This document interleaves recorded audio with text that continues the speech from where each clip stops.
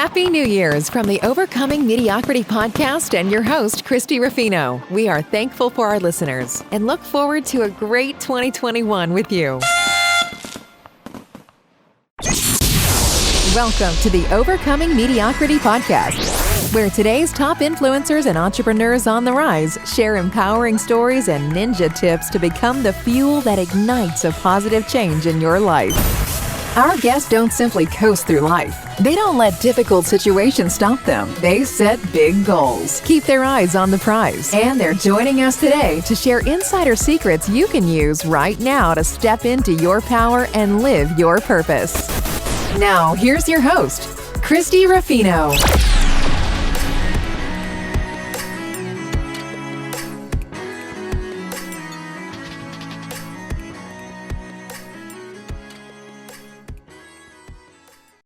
Well, hello, and welcome back. Maybe you are a repeat listener, or maybe you're brand new to our show. I want to welcome you wherever you are at. I am Christie Ruffino, the host of the show, and this is a brand new podcast. We are, I believe, only on episode 16. And it has been a fun journey. And today we are having our very first episode of 2021. And since you're with me, I want to share something that I heard recently on another podcast. I believe it was the Driven Entrepreneur podcast. Amazing resource, a podcast from one of my friends, Matt Brauning. He mentioned in one of his episodes, I'm not quite sure which one it was, but he said that as humans, we are meaning-making machines. We make meaning out of everything. And think about that. Think about our stories. Think about our lives. I'm sure I'm not the only one that's experienced this, but if something happens to you and you interpret it a certain way, and you get your feelings hurt, or you get upset, or you basically tell yourself a story about that situation, which is completely different or completely not the situation that the other person intended. And their story they're telling themselves is completely different. And now there's a divide in what you believe and what they believe. And unless you communicate about it and figure out what the real story is, you both go on your merry way and basically tell yourself something happened that isn't necessarily the story that the other person thinks. And so we make meaning out of things that don't necessarily need to happen. And that is the same thing with our life. Think about where you are right now. We want to live every day as humans, of course, believing that there is a purpose to our life, that we were created for a reason. And this time of the year, as the new year is just rolling in, we tend to take stock in our lives and think about what we've accomplished in the previous year. I know I do that. I've been doing that for years. Every year, I basically kind of take a piece of paper, and I actually basically have a Microsoft Word document that I jot down my business and personal goals for the next year. And as I look upon my previous years, I really see that there is a pattern of success where I have created, goals that I wanted to accomplish for the year to come. And maybe they didn't happen that year. Most of them eventually did happen. Not all of them, but most of them did. And I love having this intention. I love being able to kind of take stock of what we've done, because we can't just coast through life. We can't. I mean, people do, but then we lose our passion, we lose our motivation, and we lose our drive. And I have had the very great fortune of being able to build a lot of relationships and meet a lot of people throughout the years, specifically women, who have connected with me because they had an amazing story. And their story is what led them to discover their purpose. And then they took that purpose and they created a business around that. And they were able to kind of step into their power and then really get on a trajectory that they thought was in perfect alignment with what they were excited about and what they believed they were created to pursue. And that is amazing because, we have different seasons in our life. And at one point, one of the seasons I had was to just have becoming the best mom ever, my purpose.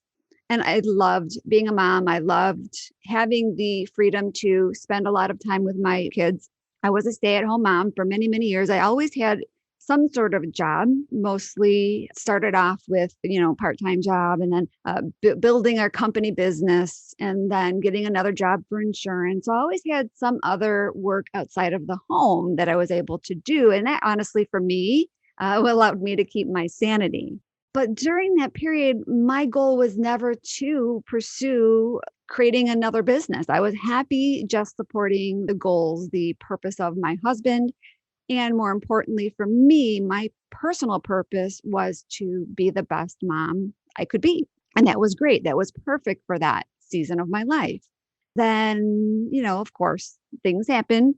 My life pattern or my life trajectory changed. And that brought me to a different season that allowed me to realize that over time, I could make my own goals and I could discover my own purpose. But I didn't really know what that was. And I was kind of lost. And, my purpose really became making money, which isn't really a life purpose. That's just a necessity because we have to make money to pay our bills. And I kind of got lost in what my purpose was. I got caught up in the day-to-day task and I, just got really busy pursuing actions that would allow me to meet my needs and the needs of my family as a single mom. But then I kind of completely lost touch with what I wanted to do and who I was and what my purpose was. And over the years, as I've been able to talk to other women and help them discover their purpose and really get more in touch with my purpose and my purpose in the season right now, it's just been an amazing, amazing journey. And so as I planned our schedule of podcast episodes, I actually have right now, we did our 12 Days of Christmas launch and we had some amazing guests, some great dear friends of mine who are very experienced in the podcasting world, help me put the podcast together, and other friends that were very experienced and have really successful businesses come on and be our premier guests. I have so many other clients that I've worked with that are already recorded for their future episodes. And I had to learn this whole process because putting a podcast together isn't easy. It's a lot of things I didn't know anything about, but I brought the right people together and we made it happen. And I had everything scheduled. And then I started thinking about, oh my gosh, the end of the year is here. And I know what I am going to be doing as far as goal setting for the year to come. And I use the word goal setting very loosely because there's more to it than just setting goals, which we're going to talk about in a moment. But I just thought, well, heck, I need to maybe interrupt our schedule and bring a couple of goal setting episodes to our audience. So that way I can not only implement my strategy, but share what I've been doing over the years. And it didn't start out to have this strategy. It started out where I just put my goals on a piece of paper and forgot about it and thought that things would magically happen, just kind of like our list to Santa Claus. We can't make a list to Santa Claus for the things we want for Christmas and not pop it in the mail. We have to take action to make our goals come to fruition. So I just made a decision that I am going to juggle things around and we're going to have a couple episodes on not necessarily goal setting, but bringing our goals to fruition and what are the steps that we need to do to make that happen. So I want to go ahead and jump into that. If you don't know who I am the founder of the Dynamic Professional Women's Network. My name is Christie Ruffino, and I founded that organization 16 years ago. And I also started our Overcoming Mediocrity project about 8 years ago. With that, I have produced 9 co-authored books for our clients under the Overcoming Mediocrity brand. And I've helped other clients produce their own co-authored books, because co-authored books are a really great way to have that first book completed and get a lot of viewers to your story. And so we're bringing women together for book number 10, which is super exciting. And now our podcast is another platform for our clients to be able to share their story over podcast airwaves. So that kind of leaves us to where we are now. And I am going to share with you my 5-step strategy to be able to not only set goals, but have them come to fruition. Because we can't just make our list of Santa Claus. We've got to take the next step to actually mail it. And with my goal setting strategy, there's more than just 2 steps. There's 5 steps, but my 5th step is going to be action packed with lots of mini steps. And so this is actually going to be a 2-part mini series, you may want to call it. And today in this episode, I'm going to go through step 1 through 4. And then if you come back next week, we'll go ahead and dive into step 5 and then go into all of the mini steps associated with that specific step. Now, as I talk about what this first step is, I am going to be sharing a few stories along the way, because I know I've seen it over and over again, and I'm sure you all know as well, that facts tell, but stories sell. And stories are really the best way for any of us to be able to deliver a message. And so as I kind of share what this first step is, I am going to kind of share a little story along with it. And so the first step is to analyze your year in review. The bottom line is you can't set a new course of your direction unless you know where you're coming from. And so before I have my goals set for the next year, I really need to take a good account of what my goals were for the previous year, what I accomplished, what I didn't do, and just really look at that. So what I want you to do is kind of dig out your calendar. Maybe you didn't set goals for last year. Maybe you just kind of had them in your brain. But what I want you to do is, if you don't have your goals written on a piece of paper, I want you to actually pull out your calendar. Of course, we all maybe have an electronic calendar or a paper calendar, but just take a look at that and just kind of go back and just relive what happened the year before. Take a piece of paper and list out all of your accomplishments, everything that you were able to do. And then maybe think about what you're grateful for. What are the milestones that you were able to just meet, and how you felt for being able to accomplish them? Just take a moment to write those down. Then what you want to do is look at all of the things that you almost succeeded at. What did you try and maybe not finish or not accomplish? So I used to always say and I'm sure you've heard this, is if you set if you set your goals and you dream for the stars and you fail, it's okay. You'll fall on another star. I don't know. Maybe, you know what? Let's back up a little bit and forget I said that. But you don't want to set your goals to be so big that you fail, because then you get discouraged. Now, we want to have big goals, and of course, we're not going to always meet them, but they don't want to be super huge.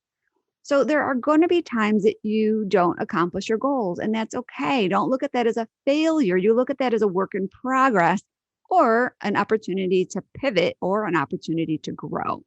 So when you look at those different goals that you didn't achieve, what stopped you from making them happen?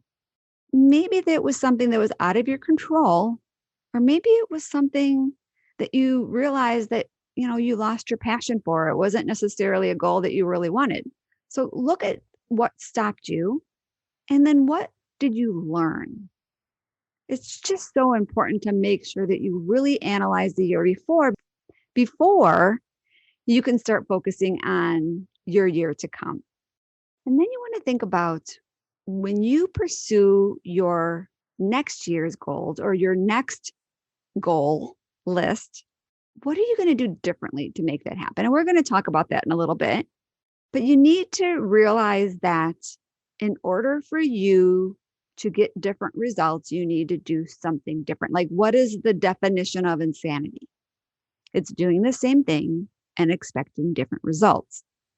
So I'm just challenging you to be open to the possibility of doing things a little differently. That's really sometimes the best way we can grow. So once you've had a chance to really, really go through your whole year, go through every single month, look at what happened that day. I mean, this is maybe something that will take you a half hour, just have some really great quiet time and reflect on the year to come. But I will assure you, this little extra step will really make a difference in what you plan to do going forward. So that will be step number one, is make sure that you really take a look at your year in review. Step number two is your wheel of life. And I actually have a handout that you will be able to get at the end of this mini series, where you could go through all of these exercises and fill in all of these blanks. And in step two, there will be a wheel of life for you to look at. But I'm sure you've all seen it. There's 8 different areas of your life. And the goal of this, or the objective of taking a good look at your wheel of life, is for you to make sure you have balance. And what you're supposed to do is just kind of fill in the blanks, or put a line of how well you've done having balance in that specific, or having fulfillment in that specific segment. So envision a wheel, and then it's got 8 different segments. And then every segment can be filled up based on how fulfilled you feel and how well you accomplished meeting that specific area. So as an example, we have spirituality as one section of that wheel. We have personal development and education and personal growth. That's another section. Your hobbies, things you do for fun, things that you enjoy. That's another section. And then we have your wellness, how you take care of yourself with your eating and just putting the right things in your body and on our body. And then we have exercise and physical activity, because honestly, this is something that I never really thought about until I got up in years. Of course, I'm not ancient, but when I was young, I never even thought about this. But going through some health crises with my mom in the last few years, and as I see how things are a little different for me, this just makes so much sense. And I'm sure you've heard it, is that the body in motion stays in motion, and the body at rest stays in rest. And I experienced this firsthand about 2 years ago. Right now, I was actually, so it was 2 days before Christmas, 2 years ago, I was working on a project in my house, and I took a trip to a specific store. I'm not going to name the store. And I was in there, I was returning something, and I was going to head right back home. And somebody before me, or somebody at some point, returned something and then left it on the ground. And I turned to go back out, or actually go back into the store to get the new item that I wanted to get for my return. And I tripped over this item on the floor that I didn't see. It blended right in with the floor. And I tripped and fell and broke my knee. And breaking your knee is not a fun thing, because there is not, well, at the time they didn't do surgery. There was nothing they could do other than immobilize my whole leg. And just, I had to hope and pray that my kneecap would heal, and that I didn't do anything to move my leg where the pieces of my kneecap would move, because they can't. I mean, they could probably pin it, but the chances of having other complications from that surgery are almost greater. So basically, my whole leg was completely immobilized for a long time. And right now, this time 2 years ago, I was in my bed, not really moving, not doing a whole lot of anything, because I was in this crazy cast and I had a lot of pain, and it was not very fun. And so after having that situation be a part of my life for so long, I noticed so many things about my body change, because I was just laying there. I not only gained a few extra pounds, which is not a fun thing, but I also lost a lot of muscle tone, and it was really hard for me to get going again. It was so easy for me to just hang around in my bed and work from my bed because I had gotten very used to that. But going up and down the stairs and going back to the gym and just getting out and being active was really, really difficult when I was able to finally do that. And so once I started exercising, it was great because then I was super motivated and my body was moving and I wanted to do more things. But it was that change, that shift, because when you are at rest, it's so easy to stay at rest. And when you're in motion, you want to be in motion more. So, that was a little bit of a tangent, but either way, you want to make sure that you have exercise and physical activity. Another section of that wheel is personal finance. Money is very important. We also have your career and your profession. And the final segment of that wheel is your family, friends, and relationships. And so when you're going to make your goals for the next year, we need to make sure that we are keeping balance in our life and that we're not only setting goals for one piece of our lives. Like for me, I'm an entrepreneur at heart. I live and breathe how I can come up with new ideas to support my clients. And sometimes I go to bed thinking, what I can do, and I'll have to put on some crazy Netflix show or read some, romantic fictional novel to make my brain stop working. And in the morning, I sometimes wake up and the first thing my brain thinks about is not what I'm doing today or not what's going on in the world, but okay, I'll have an idea pop into my head about what I can do to help a specific client or do something to move forward in my business. And so my brain just works that way. And if I can't shut it off, it's just how I'm designed. And so I can tend to have my wheel of life be really out of balance. I'll be really, really filled up in the career profession area, and all my goals will be about my career and my profession, but I don't have a lot of goals around my exercisings or my finances or my relationships or lack of. So it's just really important to make sure that you have all of these areas covered.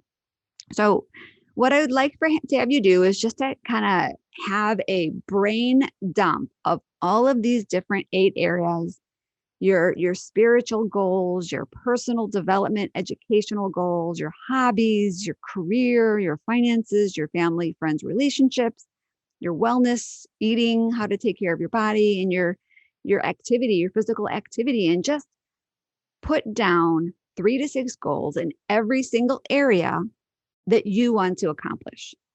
I don't know. I mean, your spiritual goals. For me, this could be, I want to have more consistent chair time every morning where I'm spending time in God's word and in prayer and meditation. Maybe it is, getting more women involved in my Bible study.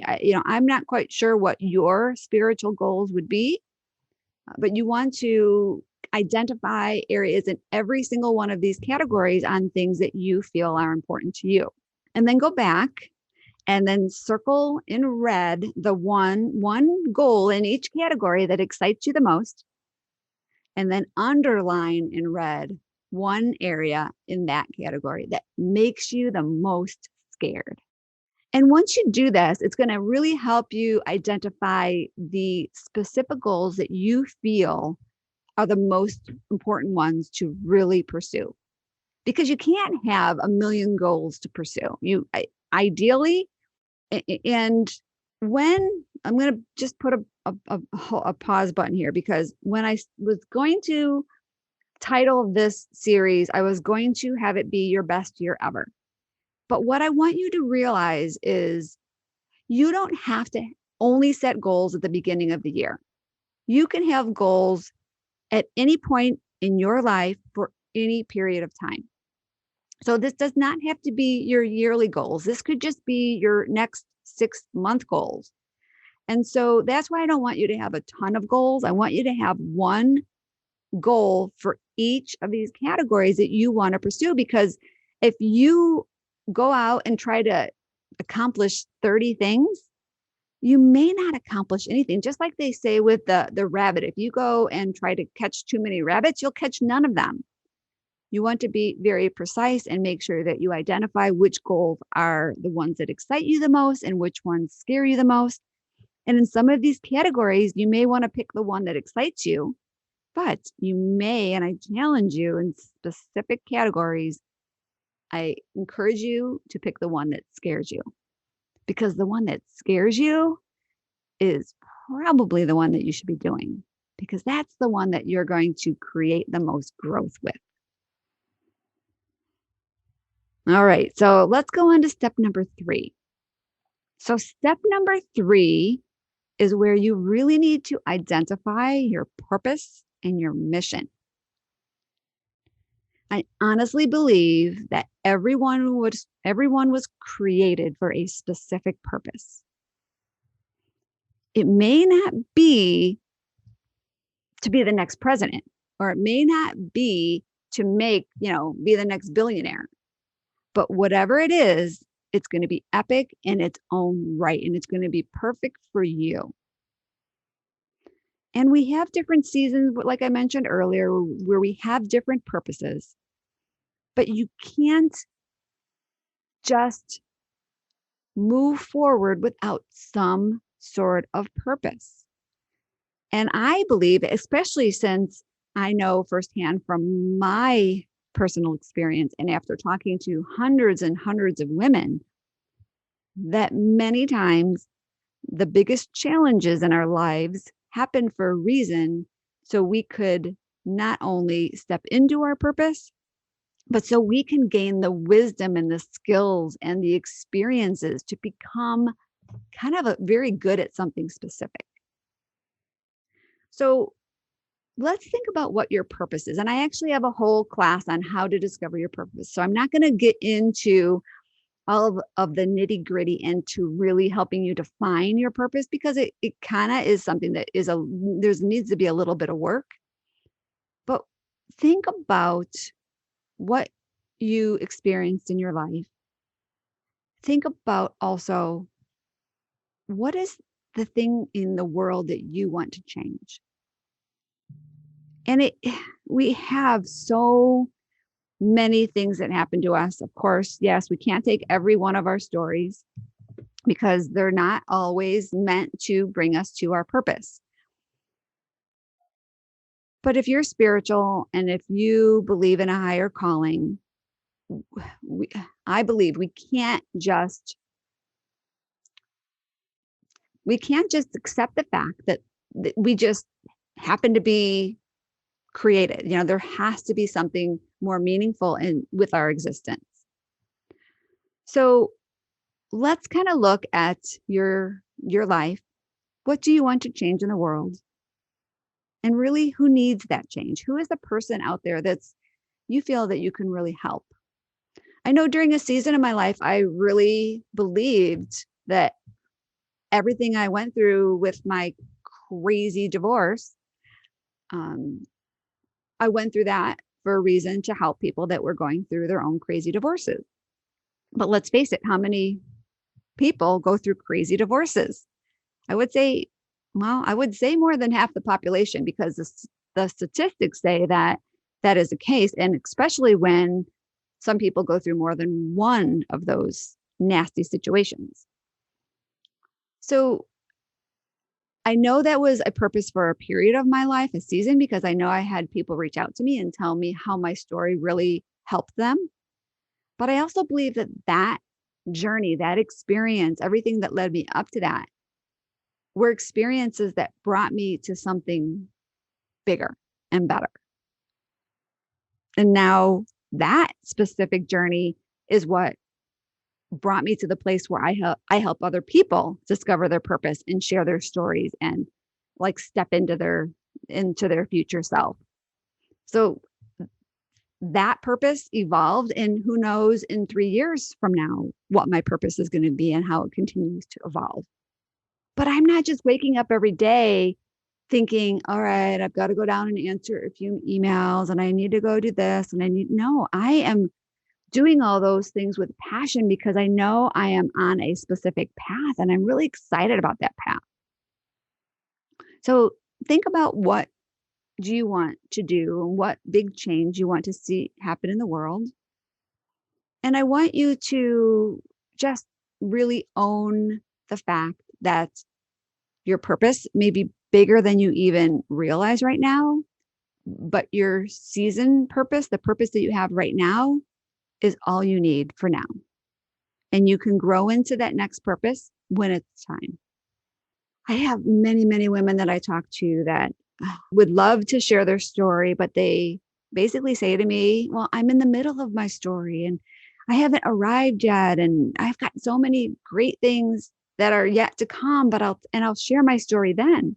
But that's not the case. We're all at different points in our lives, and we are never going to arrive to the end of our story until we arrive to the end of our day.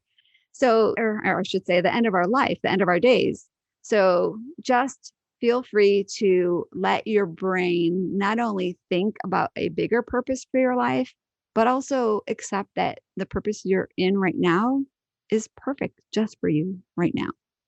One of the things about identifying your purpose, and again, we're not going to go into how to find your purpose specifically, but when you are able to identify your purpose and you feel like you have a good plan of action or a good, path to follow, what that does is it basically activates our reticular activating system. And you may wonder what that is. It's what, you may call it or have heard it called the RAS filter or the X, I don't know. Basically, it's your RAS or your reticular activating system.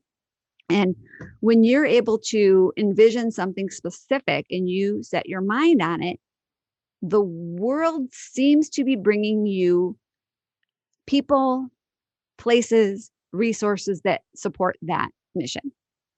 And it's not that the world is necessarily changing that much. Yes, there is the law of attraction, and I believe that is something that absolutely happens, but it's also because now you're recognizing things differently. Think about maybe at one point when you went to buy a new car and you knew, okay, it was time to buy a new car, but you didn't know what car to buy. And you finally came to the conclusion that you want to buy a white, I don't know, Mercedes Benz. I don't know that I'm just, I'm just saying that car because that was one of my favorite cars that I had. And so I never had a white car before, but I decided I want a white car. And I never realized how many white cars were out there in the world until I made up my mind that I wanted a white car. And then I realized that there were so many white cars out there. But before that, I never even noticed a white car. And that's because I opened up the reticular activating system of my mind, and I was able to now recognize other white cars because now my mind had been open to that fact. Because we can't recognize everything in the world. There's so many stimuli happening every moment of every day. And so we have to open up our mind to our purpose for it to actually come to fruition. So that is step number 3. And as we move forward, I want to kind of transition to step number 4, which is our last step for today. And this is really about recognizing the cycle of quitting, figuring out your limiting beliefs, and making sure you stay motivated to accomplish your goals.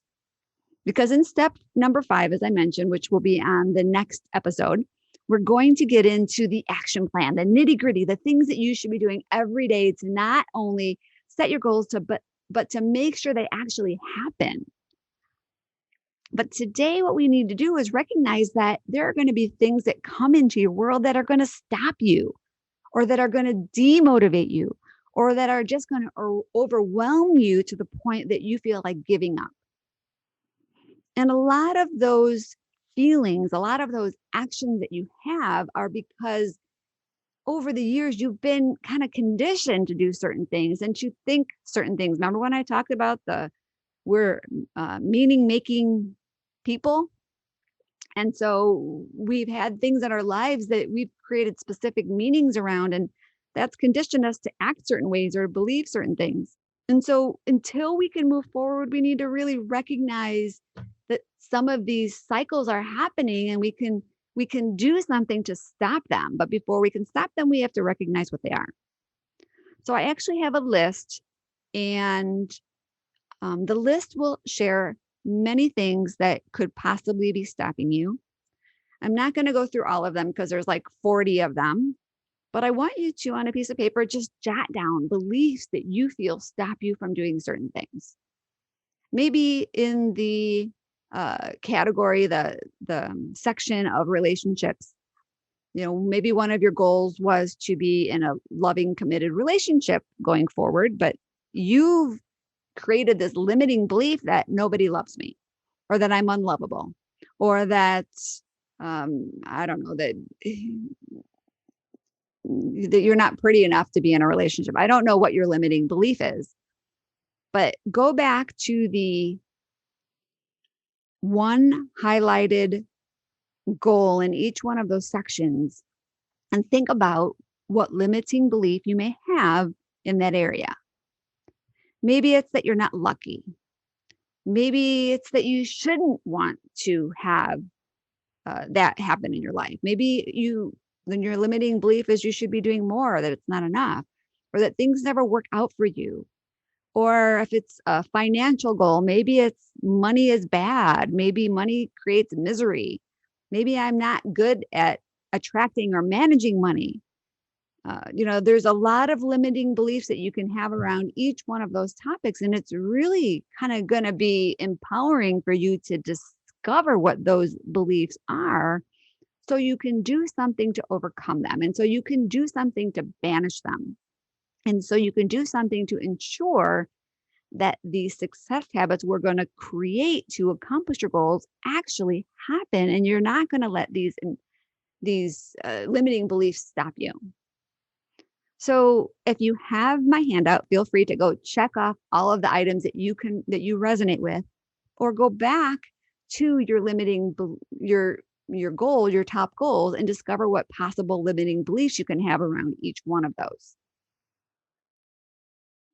And in this exercise, what I want you to do is write a new empowering decision on each one of those 8 goals. So let's say one is I want to lose weight. I want to lose 10 pounds of course, we know SMART goals have to be specific and measurable and time bound. So maybe one of my goals is in health and fitness is to lose 10 pounds by the end of March. And I decide that that's one of my goals. And then I recognize what my limiting beliefs are around that. And I kind of just realize that those limiting beliefs are just stories that I've told myself, that they don't really mean what I think they mean, and that I really have the full power to make that happen and to lose those 10 pounds. And so what I want you to do is make a empowering statement around each one of those goals that will help you set in your brain, basically activate your reticular activating system, that event is going to actually happen. So what we don't want to do is we don't want to say it may happen or it could happen. We have to believe that it is happening right now, or that it's already happening. Not that it will happen, not that it could, not that it may, that it's happening right now. That when you write that empowering decision down, the fact that you're writing down means it's already starting to happen. So let's say your limiting belief in your goal is to lose weight, and you think, well, I can't do that because I can't stop eating sugar. Basically, what I would write for my empowering decision is I am right now on my journey of losing 10 pounds.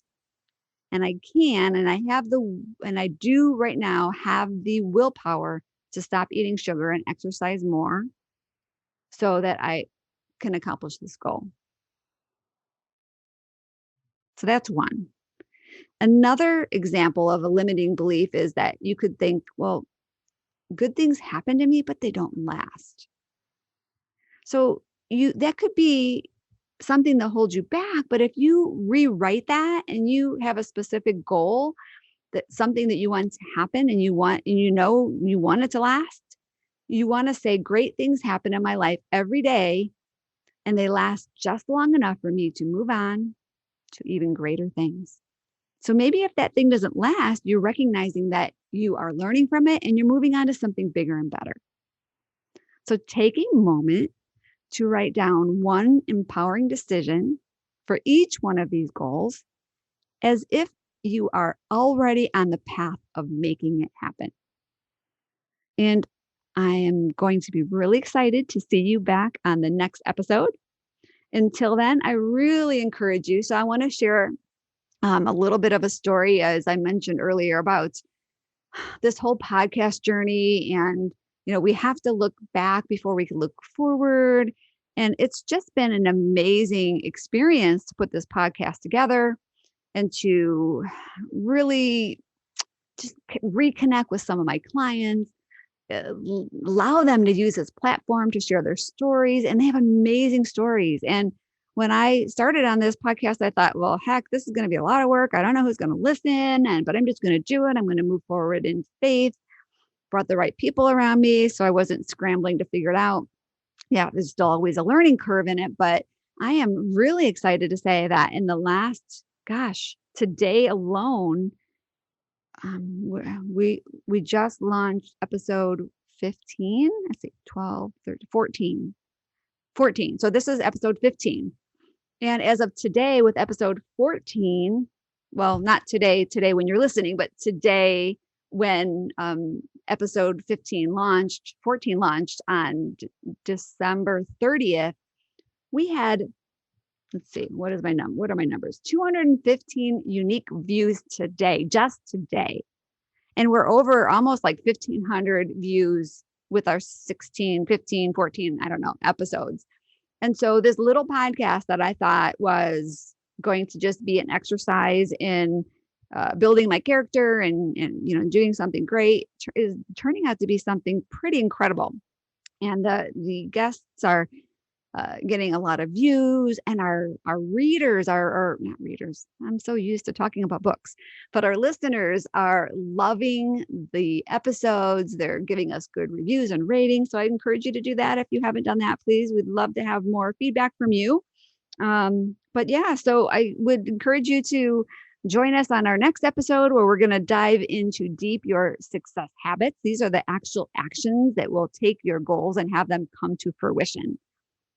So join us then. And until then, have an amazing day. And I hope you have a great 2021. And I know that these exercises are going to help you accomplish your wildest dreams to not only have your best year ever, but to have your best month, your best week, your best life ever. So see you on the next episode, everybody. Bye-bye for now. Thanks for listening to the Overcoming Mediocrity podcast, where we believe that everyone can have the business and life of their dreams once they've learned the art of mastering their story. Mastering our stories is the key to everything we want in life. Our stories can either hold us back or they can propel us to new heights. We can choose. You can choose. Choose to overcome mediocrity with us. Let's achieve greatness together. To learn more, visit www.overcomingmediocrity.org. And don't forget to subscribe, rate, and review this podcast.